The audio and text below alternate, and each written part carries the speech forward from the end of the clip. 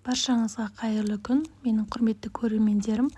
Каналыма қош келдіңіздер. Бүгін өте дәмді, осындай қою болып шығатын айранның үйіту жолын көрсетемін. Видеоны қарап, менімен бірге соңына дейін болыңыздар. Ең алдымен сүтімізді пісіріп, оны суытып аламыз. Қол күймейтіндей жылылықта болу керек. Одан кейін 2-3 қасық осындай айран, қолдың айраны немесе йогуртпен, биоспен ұйытсаңыздар да болады. 2 литрге 3-4 қасық айран салып, жақсылап араластырып алдым.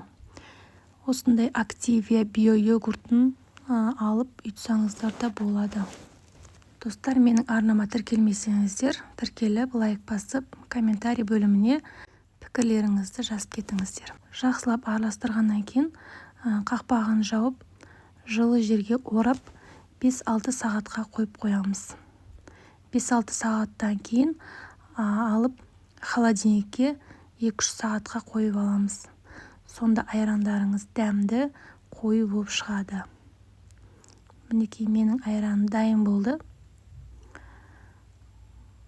Осылай қою болып шықты. Баршаңызға ас болсын. Менімен болғандарыңызға рахмет.